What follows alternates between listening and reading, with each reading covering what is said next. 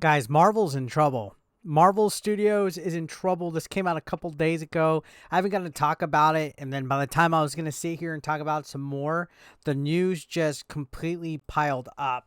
I mean, they had, I guess, a meeting or a conference call or some kind of thing where Kevin Feige has just been revealing like everything, all Marvel. He's changed around the slot, rescheduled stuff, delayed stuff, and has even just, I mean, they're a mess. All right. So let's go ahead and talk about what we have going on right here. So Kevin Feige reveals Marvel will cut back on Disney Plus shows after no Marvel series cracked the top 15 streaming shows of 2022. So if you think of Disney Plus, they just had the issue where they've lost millions of subscribers. Disney had to lay off like 7,000 employees. They're cutting costs. Disney Plus was like their game plan. Disney was banking on Disney Plus to make them a lot of money, and evidently it didn't, because top 15 series that are being streamed, they didn't even crack. None of them cracked the top 15. And think of all the shows that they put into it: Moon Knight, She-Hulk, Ms. Marvel. Like, those are just some of the examples of streaming shows that Marvel made that didn't crack the top 15. I wonder why. I wonder why they did not. Maybe because people are not only suffering superhero fatigue, but people are also suffering woke culture overload. Let's admit it right there, guys.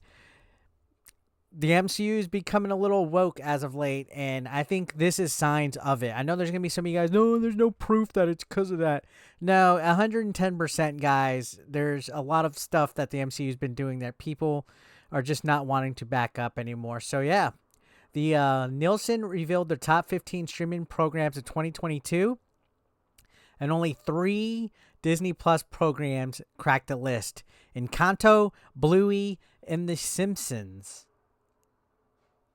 So, yeah, let's look at this right here. Stranger Things was number 1, no surprise. NCIS, Coco Melon. Oh my gosh, if I have to hear the Coco Melon intro one more time, I swear to God, I am going to drop kick whoever's listening to that. We also got Ozark, Encanto, Grey's Anatomy, Criminal Minds, Bluey, Gilmore Girls, Seinfeld. Jesus Christ, that's still killing it. Top 10. Supernatural, Wednesday, Heartland, Cobra Kai, Simpsons. So only 3 of them: Encanto, Bluey, and Simpsons, and neither of those 3 are MCU properties. And that is a big concern for Marvel Studios, to the point where they're going to be making some adjustments. So, I mean, you could look at everything right here. Here's something else. This is the top 15 original streaming programs. So this is original stuff that's like completely brand new. Nothing from Disney Plus made this list, and that includes Marvel, that includes Star Wars stuff. This is all Netflix in the top 10. Holy cow. And then you got The Boys at number 11, and then you got The Rings of Power at 15. So all Netflix original series. You know, the competition is fierce in the streaming world. Netflix, you got Prime, you got Hulu, you got Peacock, all this. They're all making original content, all of them.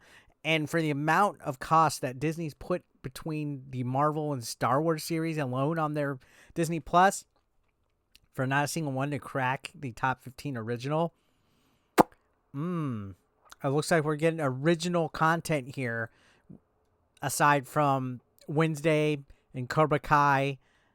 It looks like people want original content. And then, you know, Lord of the Rings. People want original content. They won't want characters that are decades old being fucked with, being turned, you know, LGBTQ, being turned politically correct. People don't want that. You know, you mess around with your Star Wars too much, people are going to tune out. You mess around with your Marvel too much, people are going to tune out. And that's likely what's happening here, in my opinion. Now, this was an interview actually with Entertainment Weekly, where Kevin Feige revealed a lot. So he said, "We want Marvel Studios and the MCU projects to really stand out and stand above. So people will see that as we get further into phase 5 and 6. The pace at which we're putting out the Disney Plus shows will change, so they can each get a chance to shine." And yeah, When asked if he would be spacing them out or putting out fewer shows per year, he responded, both, I think. Later on, he said, I think when we are doing 8 projects a year, and again, I said this is going to shift a little bit, they all have to be different. They all have to stand apart and stand alone and be different from one another. So yeah, just this year alone, they had so much come out. So many different series come out that they are going to have to slow it down a little bit. I know the one thing that people have really said is that this burnout, where it's just so many shows that just flow into each other. For me personally, it just felt like everything was so uneventful, that it was meaningless, that they were just trying to make token characters, inclusion of gays and lesbians and trans, and inclusion of political commentary, that they forgot that the MCU was solely created to bring the comics to life. Disney at one point was focused on little girls. They wanted to have the Marvel stuff out there back when they first announced it to cater to the demographics that they didn't have. But now they're catering to woke culture. What a change a decade plus has made for the MCU, if you think about when Iron Man first came out. But continuing on, the problems as a result of this, the MCU is undertaking the heavy slowdown and Echo in Ironheart, which I'm personally was looking forward to Ironheart after seeing the character in Wakanda Forever. Those are seemingly delayed indefinitely, despite production or filming, at least for those, already being done. Who knows when these are coming out, if at all, ever. You know what I mean? I guess they're difficult trouble if they're going to be doing that. So you can see this is saying, in light of the plummeting interest of Disney Plus output and overall struggling health of the platform, they're cutting way back. So yeah, this is part of that whole give the other shows a chance to shine. So you can see in 2023, they were set to have Agatha, Ironheart, Secret Invasion, Low-Key, What If, and now sources are saying we're only going to see Nick Fury and Low-Key as the releases. So Agatha, Echo, Ironheart, and What If are indefinitely delayed, or they're going to be moved around. Who knows at that? This says notable among these delays are Echo and Ironheart. 2 projects are being put on hold despite having finished filming months prior. The insiders did not provide any alternate timetable for either of the other series' respective premieres. Suggestion that Marvel's remaining Disney Plus slate has been delayed indefinitely. That is not a good look, guys. That's not a good look. Additionally, shows that were announced as in development, including Nova, are being placed on the back burner. There's going to be a level of rigor on Marvel and across the entire company. Numbers matter now, and costs are going to be outlined and enforced. And this comes again after they've had their losses. The subscribers dropped. The layoffs have happened. It's bad.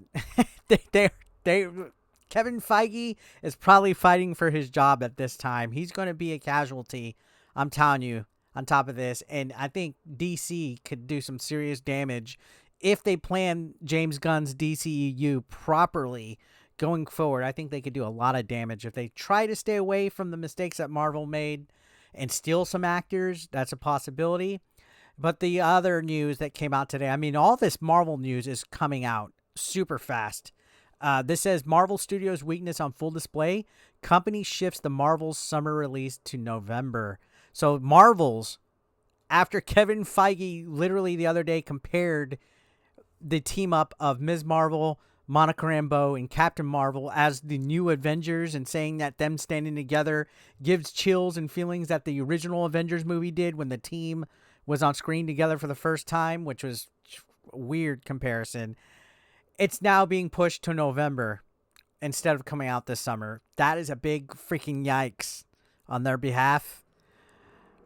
Especially because this is one of the characters that they have been pushing. Like, Captain Marvel is their, can't do nothing wrong, praise Brie Larson.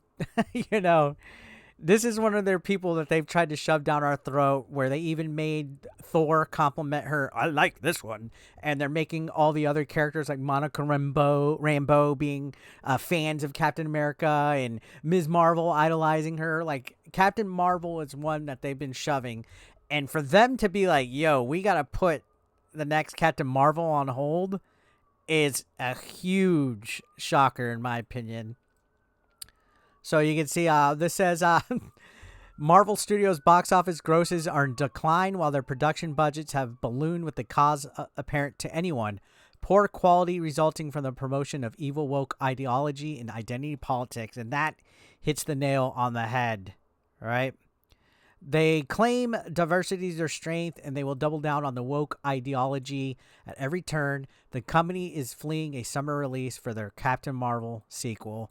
So November 10th, just announced. So, yeah, they're in trouble, guys. I don't think this looks good on them.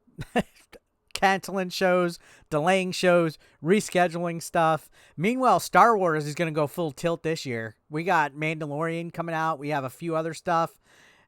Star Wars ain't slowing down. So this is going to be interesting to see what happens with that. I don't know, guys. What do you think? Let me know your thoughts.